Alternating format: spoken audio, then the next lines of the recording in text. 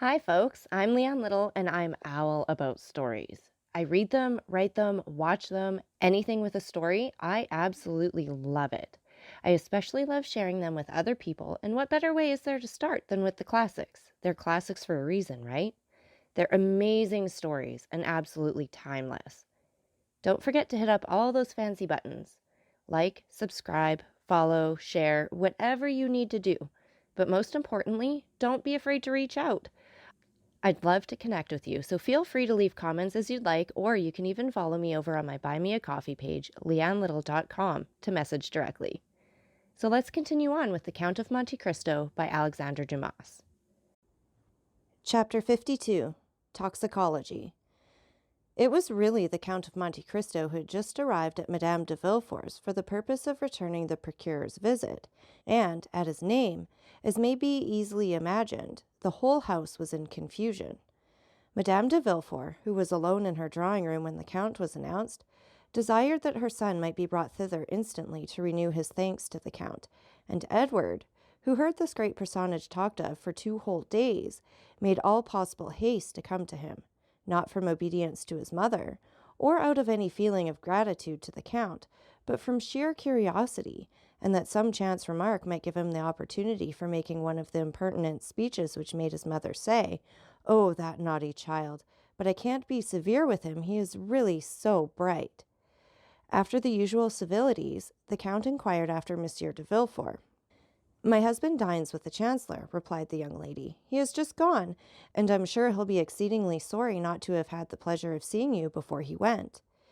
2 visitors who were there when the Count arrived, having gazed at him with all their eyes, retired after that reasonable delay which politeness admits and curiosity requires. "What is your sister Valentine doing?" inquired Madame de Villefort of Edward. "Tell someone to bid her come here, that I may have the honor of introducing her to the Count." "You have a daughter, then, madame?" inquired the Count. "Very young, I presume?" "The daughter of Monsieur de Villefort by his first marriage," replied the young wife. "A fine, well-grown girl." "But melancholy," interrupted Master Edward, snatching the feathers out of the tail of a splendid paroquet that was screaming on its gilded perch in order to make a plume for his hat. Madame de Villefort merely cried, "Be still, Edward!" She then added, "This young madchap is, however, very nearly right, and merely re-echoes what he has heard me say with pain 100 times. For Mademoiselle de Villefort is, in spite of all we can do to rouse her, of a melancholy disposition and taciturn habit, which frequently injure the effect of her beauty. But what detains her? Go, Edward, and see." "Because they are looking for her where she is not to be found." "And where are they looking for her?" "With Grandpapa Noirtier." "And do you think she is not there?" "No, no, no, no, no, no, no, she is not there," replied Edward, singing his words. "And where is she, then? If you know, why don't you tell?"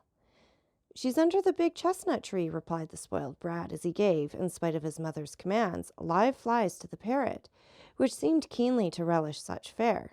Madame de Villefort stretched out her hand to ring, intending to direct her waiting-maid to the spot where she would find Valentine, when the young lady herself entered the apartment. She appeared much dejected, and any person who considered her attentively might have observed the traces of recent tears in her eyes.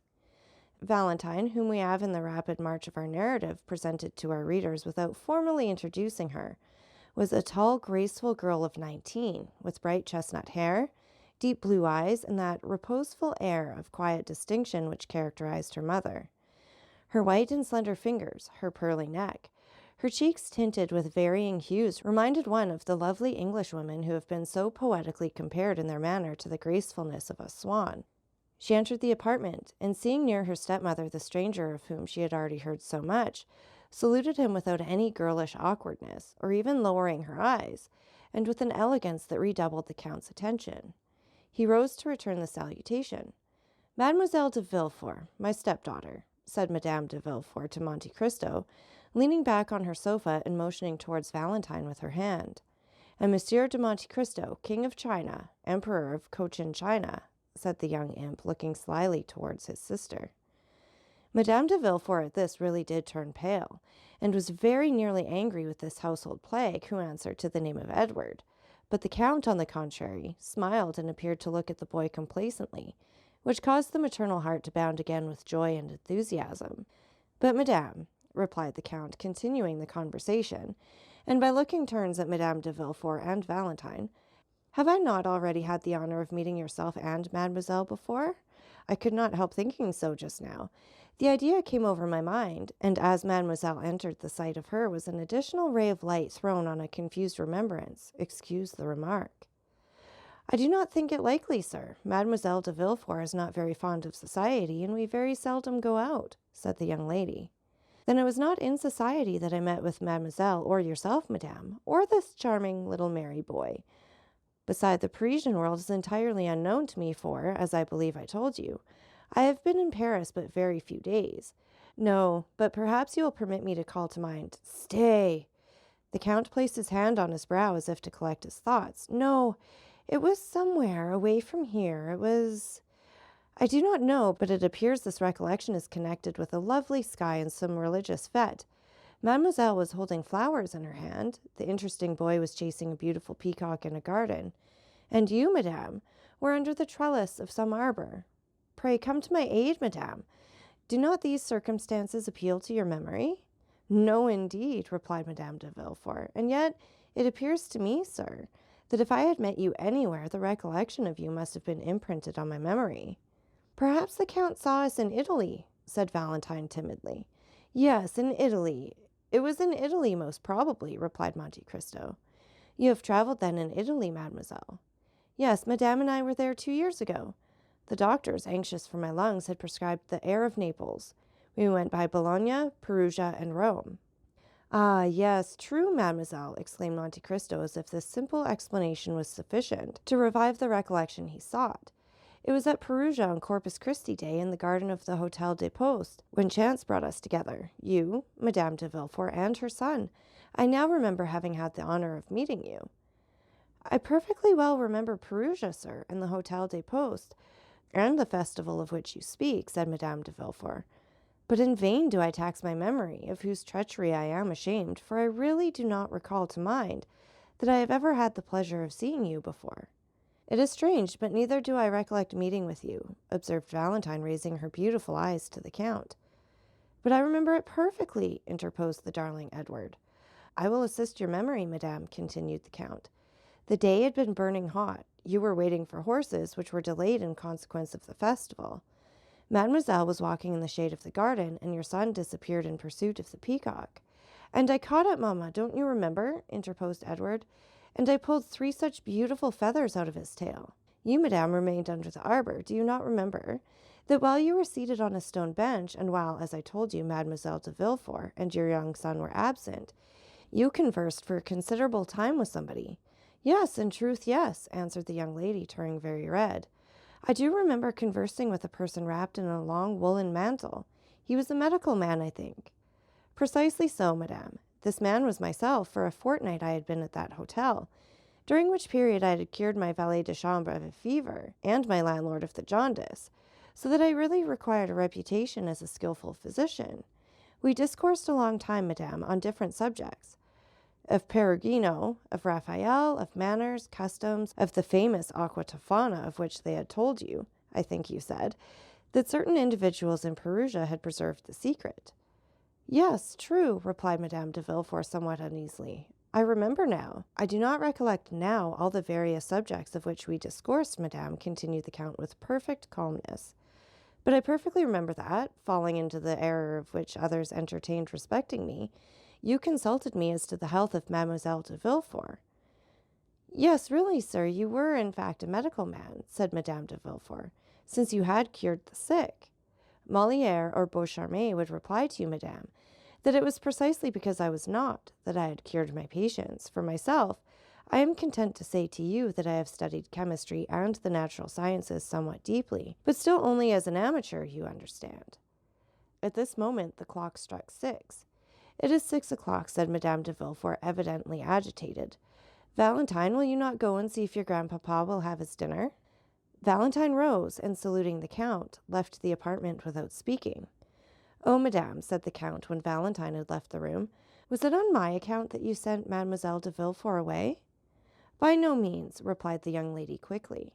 "But this is the hour when we usually give Monsieur Noirtier the unwelcome meal that sustains his pitiful existence.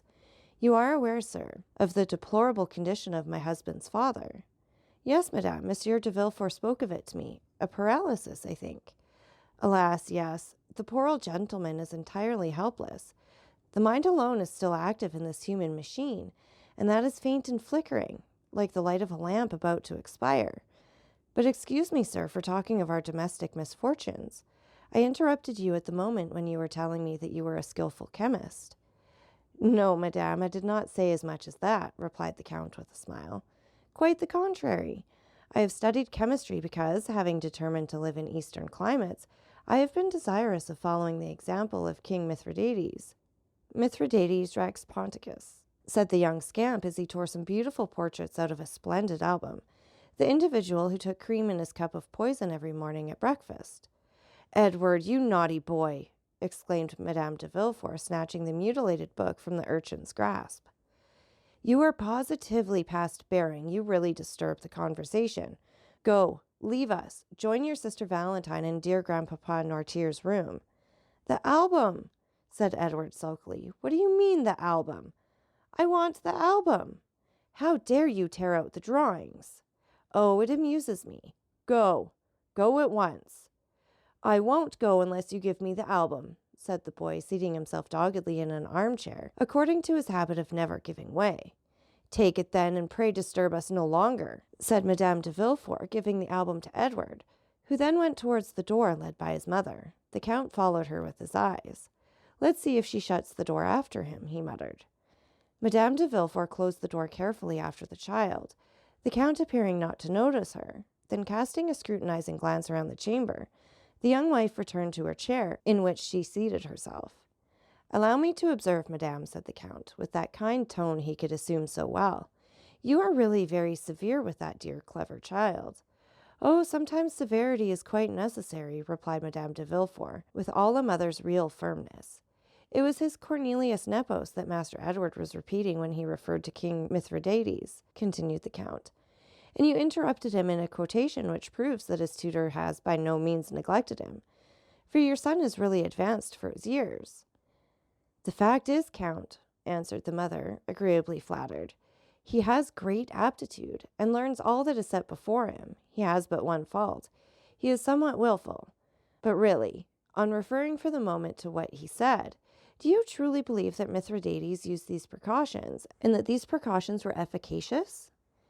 I think so, madame, because I myself have made use of them, that I might not be poisoned at Naples, at Palermo, and at Smyrna. That is to say, on 3 several occasions, when, but for these precautions, I must have lost my life. And your precautions were successful? Completely so. Yes, I remember now your mentioning to me at Perugia something of this sort. Indeed, said the count with an air of surprise remarkably well counterfeited. I really did not remember. I inquired of you if poisons acted equally, and with the same effect, on men of the north as on men of the south, and you answered me that the cold and sluggish habits of the north did not present the same aptitude as the rich and energetic temperaments of the natives of the south. That is the case, observed Monte Cristo. I have seen Russians devour, without being visibly inconvenienced, vegetable substances which would infallibly have killed a Neapolitan or an Arab, and you really believe the result would be still more sure with us than the East, and in the midst of our fogs and rains a man would habituate himself more easily than in a warm latitude to this progressive absorption of poison. Certainly, it being at the time perfectly understood that he should have been duly forfeited against the poison to which he had not been accustomed. Yes, I understand that. And how would you habituate yourself, for instance, or rather, how did you habituate yourself to it? Oh, very easily. Suppose you knew beforehand the poison that would be made use of against you. Suppose the poison was, for instance, brucine. Brucine is extracted from the false angostura, is it not? Inquired Madame de Villefort. Precisely, madame, replied Monte Cristo. But I perceive I have not much to teach you. Allow me to compliment you on your knowledge. Such learning is very rare among ladies. Oh, I am aware of that, said Madame de Villefort. But I have a passion for the occult sciences, which speak to the imagination like poetry, and are reducible to figures, like an algebraic equation. But go on, I beg of you. What you say interests me to the greatest degree. Well, replied Monte Cristo, suppose then that this poison was brucine, and you were to take 1 milligram the first day, 2 milligrams the second day, and so on. Well, at the end of 10 days, you would have taken a centigram. At the end of 20 days, increasing another milligram, you would have taken 300 centigrams, that is to say, a dose which you would support without inconvenience, and which would be very dangerous for any other person who had not taken the same precautions as yourself. Well, then, at the end of a month, when drinking water from the same carafe, you would kill the person who drank with you, without your perceiving, otherwise than from slight inconvenience, that there was any poisonous substance mingled with this water. Do you know any other counter-poisons? I do not. I have often read, and read again, the history of Mithridates, said Madame de Villefort in a tone of reflection, and had always considered it a fable. No, madame, contrary to most history, it is true.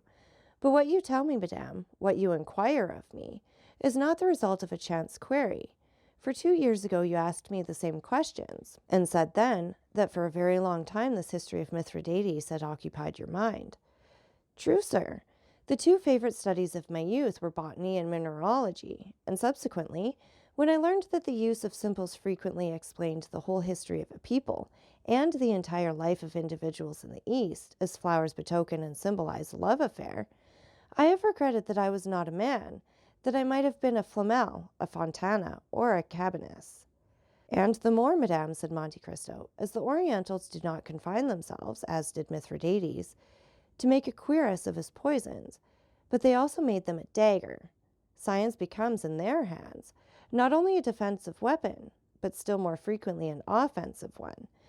The one serves against all their physical sufferings, the other against all their enemies. With opium, belladonna, brucea, snakewood, and the cherry laurel, they put to sleep all who stand in their way.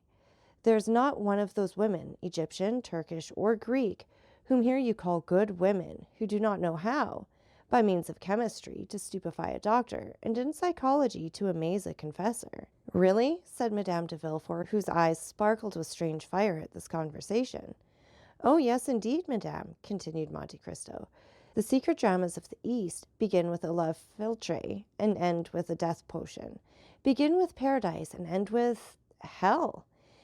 There are as many elixirs of every kind as there are caprices and peculiarities in the physical and moral nature of humanity, and I will say further, the art of these chemists is capable with the utmost precision to accommodate and proportion the remedy and the bane to yearnings for love or desires for vengeance. But, sir, remarked the young woman, these Eastern societies, in the midst of which you have passed a portion of your existence, are as fantastic as the tales that come from their strange land. A man can easily be put out of the way there. Then it is, indeed, the Baghdad and Bassora of the 1001 Nights. The sultans and viziers who rule over society there, and who constitute what in France we call the government, are really Harun al-Rashids and Giafars, who not only pardon a poisoner, but even make him a prime minister, if his crime has been an ingenious one, and who, under such circumstances, have the whole story written in letters of gold to divert their hours of idleness and ennui. By no means, madame, the fanciful exists no longer in the East. There, disguised under other names, and concealed under other costumes, are police agents, magistrates, attorneys general, and bailiffs. They hang, behead, and impale their criminals in the most agreeable possible manner. But some of these, like clever rogues, have contrived to escape human justice and succeed in their fraudulent enterprises by cunning stratagems. Amongst us a simpleton, possessed by the demon of hate or cupidity, who has an enemy to destroy or some near relation to dispose of, goes straight to the grocers or druggists, gives a false name, which leads more easily to his detection than his real one, and under the pretext that the rats prevent him from sleeping, purchases 5 or 6 grams of arsenic. If he is really a cunning fellow, he goes to 5 or 6 different druggists or grocers, and thereby becomes only 5 or 6 times more easily traced. Then, when he has acquired his specific, he administers duly to his enemy, or near kinsman, a dose of arsenic which would make a mammoth or mastodon burst, and which, without rhyme or reason, makes his victim utter groans which alarm the entire neighborhood. Then arrive a crowd of policemen and constables. They fetch a doctor, who opens the dead body and collects from the entrails and stomach a quantity of arsenic in a spoon. Next day, 100 newspapers relate the fact, with the name of the victim and the murderer. The same evening, the grocer or grocers, druggist or druggists, come and say, "It was I who sold the arsenic to the gentleman," and rather than not recognize the guilty purchaser, they will recognize 20. Then the foolish criminal is taken, imprisoned, interrogated, confronted, confounded, condemned, and cut off by the hamper's steel. Or, if she be a woman of any consideration, they lock her up for life. This is the way in which you Northerns understand chemistry, madame. Derues was, however, I must confess, more skillful. "What would you have, sir?" said the lady, laughing. "We do what we can. All the world has not the secret of Medicis or the Borgias." "Now," replied the Count, shrugging his shoulders, "shall I tell you the cause of all these stupidities? It is because, at your theatres, by what I at least could judge by reading the pieces they play, they see persons swallow the contents of a vial or suck the button of a ring and fall dead instantly.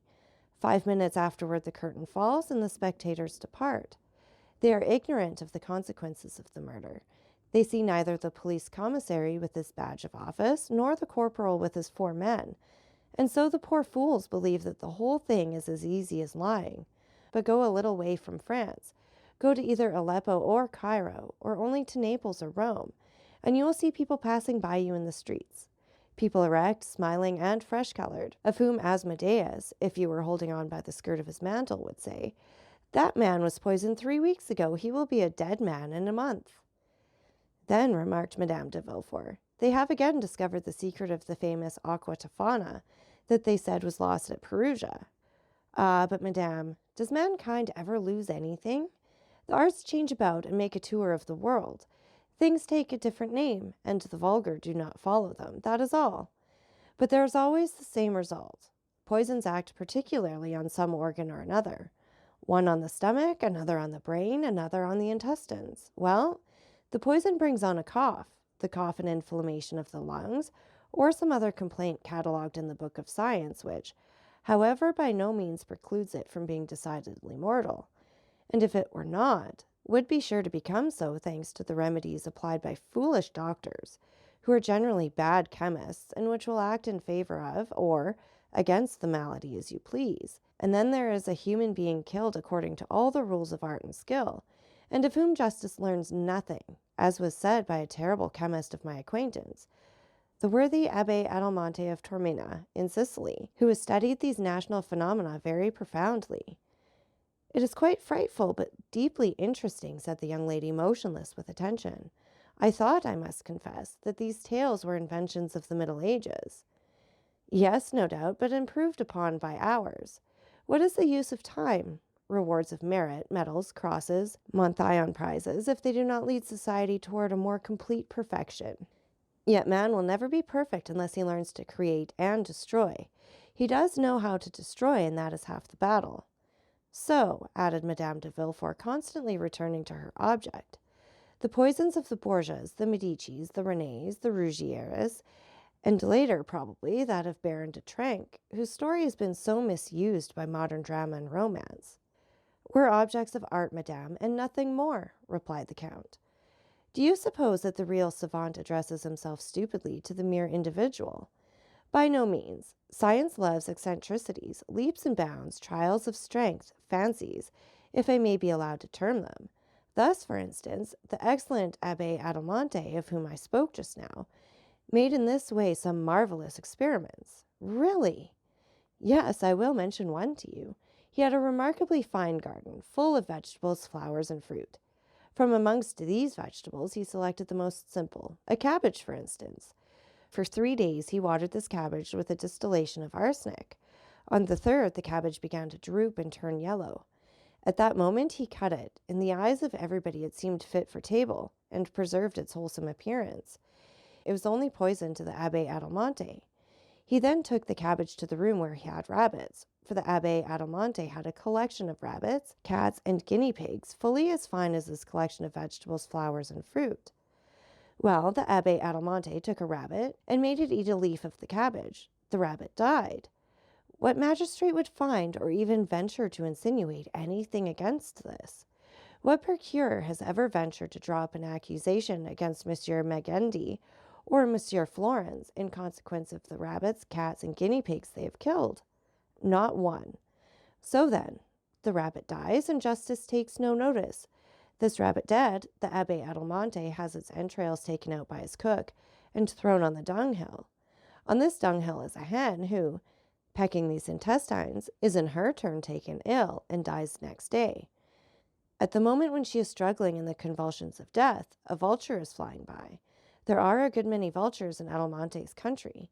This bird darts on the dead fowl and carries it away to a rock where it dines off its prey. 3 days afterwards, this poor vulture, which has been very much indisposed since that dinner, suddenly feels very giddy while flying aloft in the clouds and falls heavily into a fish pond. The pike, eels, and carp eat greedily always, as everybody knows. Well, they feast on the vulture. Now suppose the next day one of these eels or pike or carp, poisoned at the 4th remove, is served up at your table. Well then, your guest will be poisoned at the 5th remove and die. At the end of 8 or 10 days of pains in the intestines, sickness, or abscess of the pylorus. The doctors open the body and say with an air of profound learning, "The subject has died of a tumor on the liver, or of typhoid fever."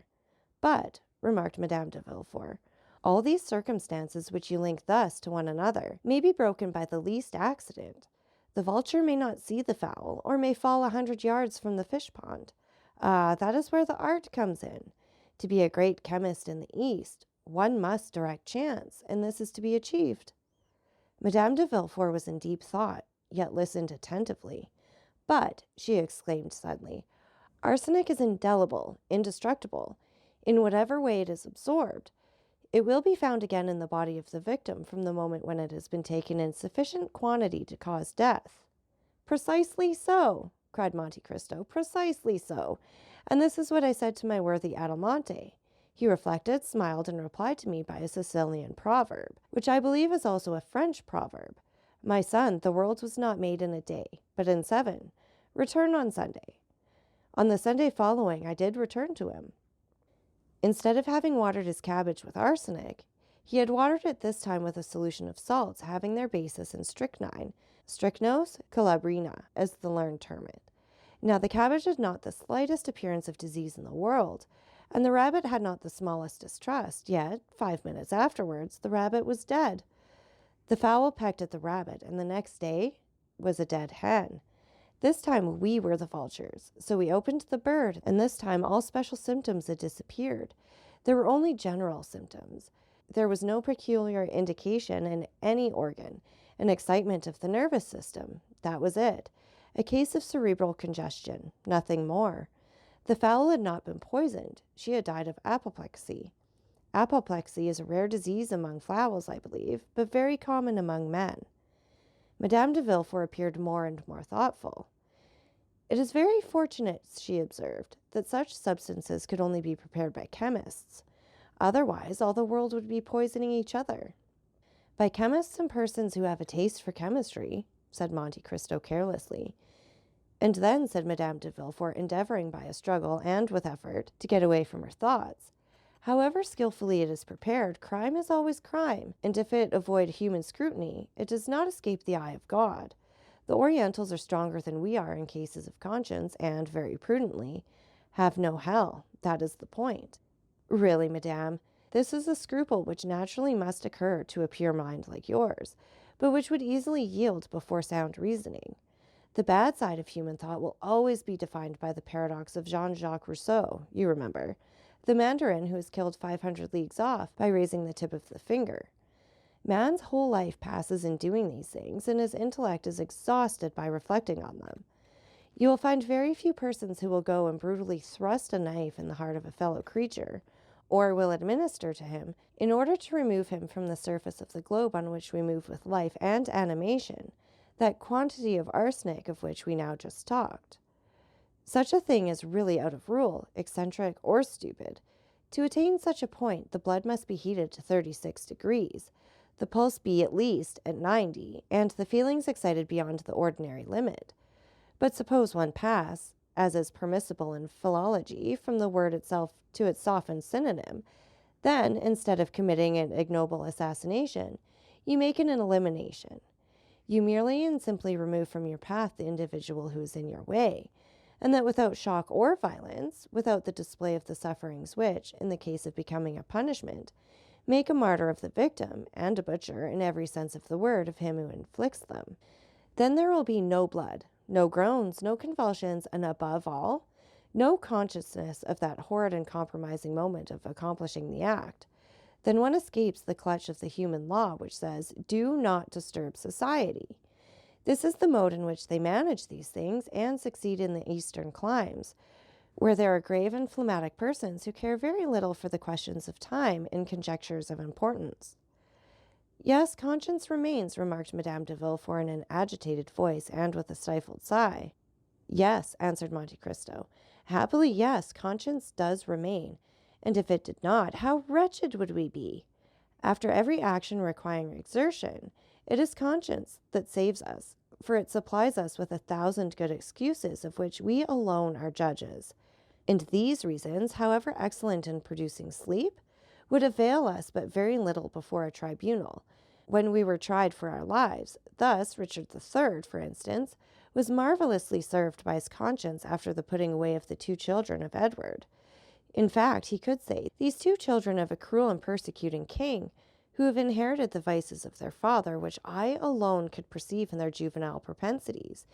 These 2 children are impediments to my way of promoting the happiness of the English people, whose unhappiness they, the children, would infallibly have caused.'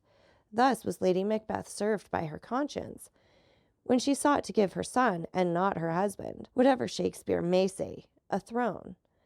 Maternal love is a great virtue, a powerful motive, so powerful that it excuses a multitude of things, even if, after Duncan's death, Lady Macbeth had been at all pricked by her conscience." Madame de Villefort listened with avidity to these appalling maxims and horrible paradoxes, delivered by the Count with that ironical simplicity which was peculiar to him. After a moment's silence, the lady inquired, "Do you know, my dear Count," she said, "that you are a very terrible reasoner, and that you look at the world through a somewhat distempered medium? Have you really measured the world by scrutinies, or through alembics and crucibles? For you must indeed be a great chemist, and the elixir you administered to my son, which recalled him to life almost instantaneously. Oh, do not place any reliance on that, madame. 1 drop of that elixir sufficed to recall life to a dying child, but 3 drops would have impelled the blood into his lungs in such a way as to have produced the most violent palpitations. 6 would have suspended his respiration and caused syncope more serious than that in which he was. 10 would have destroyed him. You know, madame, how suddenly I snatched from him those vials which he so imprudently touched. It is then so terrible a poison? Oh, no! In the first place, let us agree that the word poison does not exist, because in medicine use is made of the most violent poisons, which become accordingly, as they are employed, most salutary remedies. What is it, then? A skillful preparation of my friends, the worthy Abbé Adelmonte, who taught me the use of it." "Oh," observed Madame de Villefort, "it must be an admirable antispasmodic." "Perfect, madame, as you have seen," replied the Count, "and I frequently make use of it, with all possible prudence, though, be it observed," he added with a smile of intelligence. "Most assuredly," responded Madame de Villefort in the same tone. "As for me, so nervous and so subject to fainting fits, I should require a Dr. Adelmonte to invent for me some means of breathing freely and tranquilizing my mind, in the fear I have of dying some fine day of suffocation. In the meanwhile, as the thing is difficult to find in France, and your abbé is not probably disposed to make a journey to Paris on my account, I must continue to use Monsieur Planche's antispasmodics, and Minton Hoffman's drops are among my favorite remedies. Here are some lozenges which I have made up on purpose. They are compounded doubly strong." Monte Cristo opened the tortoise-shell box, which the lady presented to him, and inhaled the odor of lozenges with the air of an amateur who thoroughly appreciated their composition. "They are indeed exquisite," he said, "but as they are necessarily submitted to the process of deglutition, a function which is frequently impossible for a fainting person to accomplish, I prefer my own specific." "Undoubtedly, and so should I prefer it, after the effects I have seen produced. But of course it is a secret, and I am not so indiscreet as to ask it of you. But I, said Monte Cristo, rising as he spoke, am gallant enough to offer it to you. How kind you are! Only remember one thing. A small dose is a remedy. A large one is poison. One drop will restore life, as you have seen. 5 or 6 will inevitably kill. And in a way, the more terrible, insomuch as poured into a glass of wine, it would not in the slightest degree affect its flavor. But I say no more, madame. It is really as if I were prescribing it for you. The clock struck 6:30, and a lady was announced, a friend of Madame de Villefort, who came to dine with her. If I had had the honor of seeing you for the 3rd or 4th time, Count, instead of only for the 2nd, said Madame de Villefort, if I had had the honor of being your friend, instead of only having had the happiness of being under an obligation to you, I should insist on detaining you to dinner, and not allow myself to be daunted by a first refusal. 1,000 francs, madame, replied Monte Cristo. But I have an engagement which I cannot break. I have promised to escort to the Académie a Greek princess of my acquaintance, who has never seen your grand opera, and who relies on me to conduct her thither. Adieu then, sir, and do not forget the prescription. In truth, madame, to do that I must forget the hour's conversation I have had with you, which is indeed impossible. Monte Cristo bowed and left the house. Madame de Villefort remained immersed in thought. He is a very strange man, she said, and in my opinion is himself the Adelmonte he talks about. As to Monte Cristo, the result had surpassed his utmost expectations. Good, said he as he went away. This is a fruitful soil, and I feel certain that the seed sown will not be cast on barren ground. The next morning, faithful to his promise, he sent the prescription requested. So that's it for this chapter. And again, take a minute to like, subscribe, and share. And don't forget that I love hearing from all of you. So please leave any comments you'd like, or you can follow me over on my Buy Me a Coffee page, leannelittle.com. That's LIANELITTLE.com. And thank you so much for listening. Remember, it's Owl About the Story. Have a great day.